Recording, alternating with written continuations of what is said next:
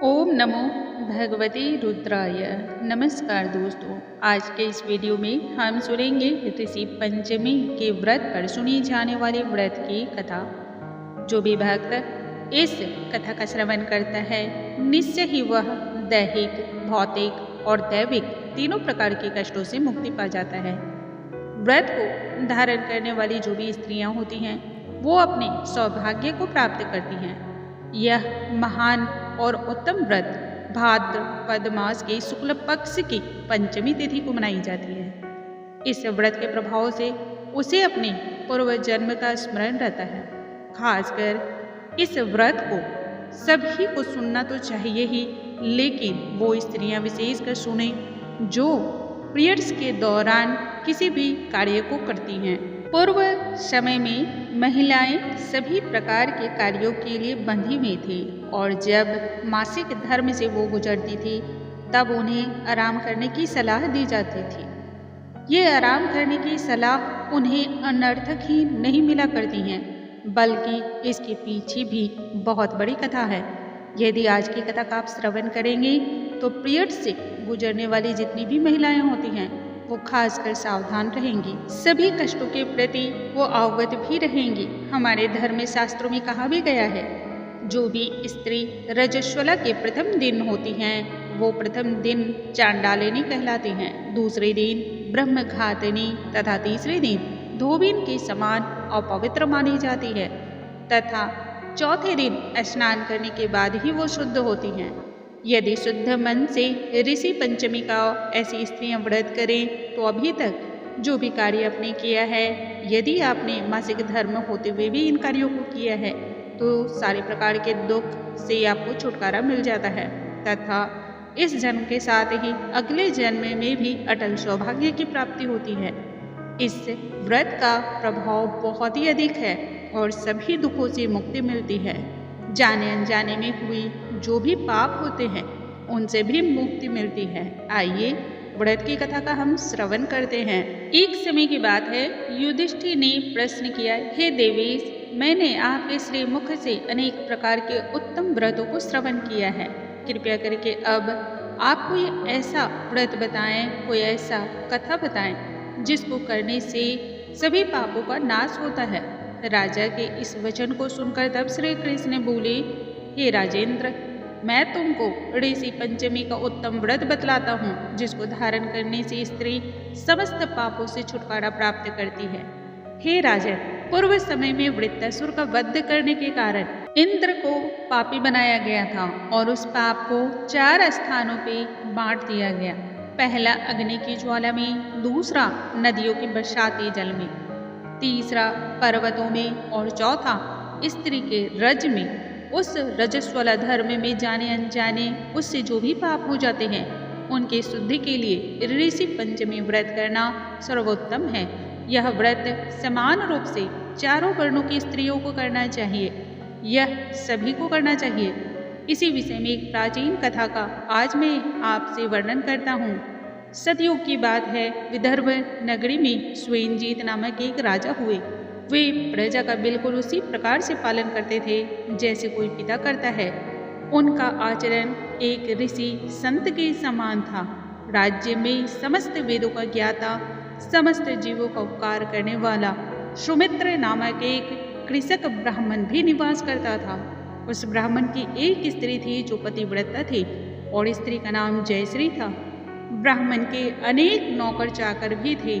एक समय वर्षा काल की बात है, जब वह साध्वी खेती के कामों में लगे हुए थे तभी वह रजस्वला भी हो गई।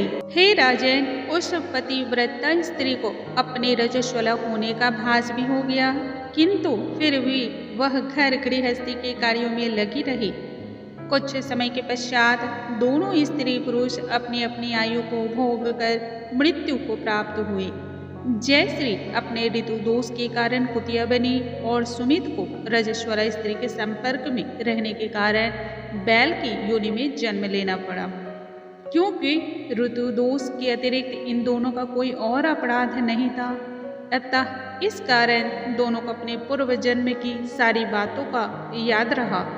वे दोनों कुतिया और बैल के रूप में रहकर अपने पुत्र सुमित के यहाँ पल्ले पोसने लगे। सुमित बहुत ही धर्मात्मा और अतिथियों का आदर सत्कार करने वाला था। अपने पिता के श्राद्ध के दिन उसने अपने घर में ब्राह्मणों को जिमाने के लिए अनेक प्रकार के भोजन और खाद्यान्न बनवाए।